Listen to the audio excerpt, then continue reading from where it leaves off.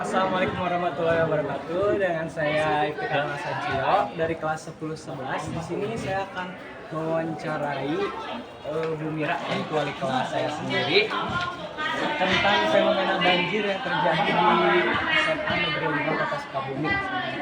Jadi Ibu, langsung ke pertanyaan nggak apa-apa ya? Boleh.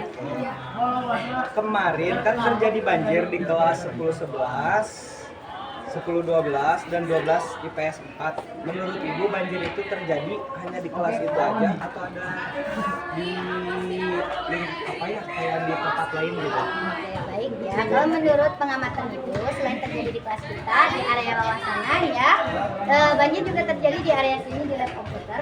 Ya.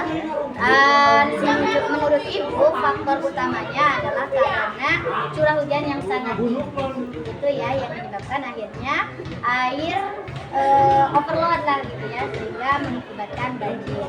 Utamanya kalau kelas kalian, karena posisi kelas kalian itu di bawah, maka otomatis kalian kebanjiran. Jadi dengan kelas yang lainnya, mungkin mereka tidak kebanjiran, tetapi mereka kebocoran. Jadi memang faktor utamanya di sini adalah dari faktor alam yang curah hujannya sangat tinggi. Namun bukan berarti kita menyalahkan alam ya, karena pada akhirnya kita lah penyebab semuanya itu. Karena mungkin kita sebagai manusia tidak ramah terhadap alam, maka alam pun akan mengembalikan apa yang kita lakukan. Contohnya, karena mungkin kebiasaan kita buang sampah, akhirnya yang tadinya ini harusnya lancar, jadi mampet karena banyak sampah. Kemudian mungkin posisi kelas yang tidak apa istilahnya ergonomis gitu ya, atau posisi kelas yang secara tata ruang mungkin kurang pas begitu, sehingga ketika terjadi banjir di daerah atas akhirnya kita kena dampak menjadi Oke. Lanjut ke pertanyaan kedua ya Bu. Menurut Ibu terjadinya banjir apakah dikarenakan sekolahnya yang terlalu kecil atau dikarenakan sampah?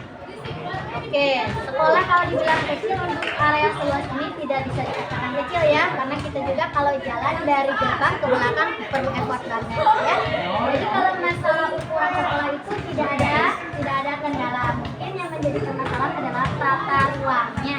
Mungkin di sebelah sana kurang yang namanya drainase, atau mungkin kurang area lahan penyerapan air dan lain sebagainya. Tapi kalau menurut hemat Ibu sebagai orang awam, sebenarnya kalau untuk drainase itu sudah cukup baik.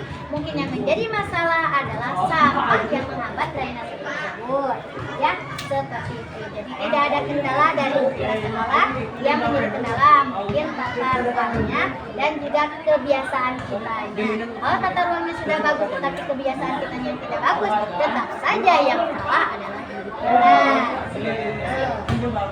Lanjut ke pertanyaan ketiga. Apakah sebelumnya pernah terjadi banjir di sekolah? Oke, pernah ya. Jadi dulu waktu Ibu tahun pertama ngajar di sini sekitaran 2002 ya, itu ada video yang viral yang dikirim sama siapa? Dean, tahu nggak? Media. Bukan Dean kakak kelas. Nah ya sekarang kan sebelahannya. Nah dulu mah kan di sana banjir, itu Dean sampai bisa berenang coba ya. Kalau kalian kan berenangnya di kelas, Dean itu di sebelah sininya gitu. Jadi memang terjadinya banjir ini bukan pada hari ini saja.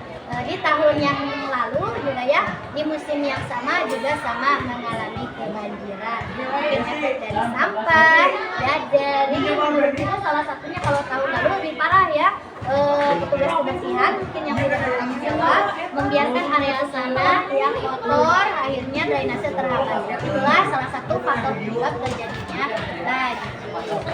Lanjut pertanyaan terakhir. Apa yang akan Ibu lakukan agar tidak terjadi lagi banjir di sekolah? Kalau Ibu pribadi memperbaiki kebiasaan diri sendiri ya. Alhamdulillah kalau Ibu buang sampah sudah pada tempatnya. Nah kalau murid-murid nih, meskipun kalian anak SMA, terkadang masih kalah sama anak TK. Contoh, kalau kita makan permen, makannya di sana, juga di sana. Makan cilok, makannya di bangku, buangnya ke dalam bangku ya. Atau piket, asal aja masukin ke selokan, ya nggak sih? Iya. Nah itu jadi salah satu faktor penyebab. Kalau dari diri pribadi, benahi dari diri kita, kemudian yang Ibu lakukan adalah mengedukasi siswa agar jangan sampai membuang sampah sembarangan. Dan kalau kita SMA, jangan salah, anak TK juga sudah tahu membuang sampah pada tempatnya. Seperti itu. Itu mungkin sejauh ini yang bisa Ibu lakukan. Makasih banyak ya Ibu atas wawancaranya. Mungkin itu aja ya dari saya. Wassalamualaikum warahmatullahi wabarakatuh. Good luck. Cukup gak durasinya? Manjang-manjang durasi. Ibu, satu kelompok lagi. Ibu boleh. Kita beda temanya. Oh, beda banget. Nanti bisa bosanan Pak Iwannya. Bu Mira lagi. Bu, ini mau tetap direkam aja. Ya biarin sama Bihan. Kok sebelah sana? Sini sih, Ibu jadi hasil nengak-nengak begini karena kalian sini. Oh, emang boleh Ibu lagi? Boleh. Boleh. Sebentar ya. Teknologi. Pakai rekam suaranya mas.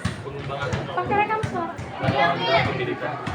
Ini udah ada di jawabannya, tapi Ibu mah pengen ya nggak apa-apa. Penggunaan teknologi dan proses pembelajaran. Alat aplikasi yang sana itu akan apakah Anda melihat ada perubahan hasil belajar siswa? Oke. Apa saja tantangan yang Anda hadapi saat belajar sistem? Anda bagaimana cara menggunakan teknologi yang efektif untuk mendukung siswa? Baiklah. Oke. Kayak tadi si Cioning. Apanya yang enggak apa-apa? Ibu enggak apa-apa. Kamu yang apa-apa. Kita banget udah tegas. Kalau Ibu jawabannya panjang enggak apa-apa. Gak apa-apa Ibu. Soalnya buat di makalahnya 25 lembar. Oh, siap. Kayak tadi sih Ciu. Opening dulu. Angle-nya mau diganti enggak? Masa sama? Tapi gurunya berbeda. Sama. Bisa bosenan kayak Pak Iwan. Gimana kalau di sini aja? Sini aja yuk. Kita explore sekolah kita. Nah, bagus gak lightingnya? Kita di sini. Oke, aku di atas aja ya. Hanya kalian.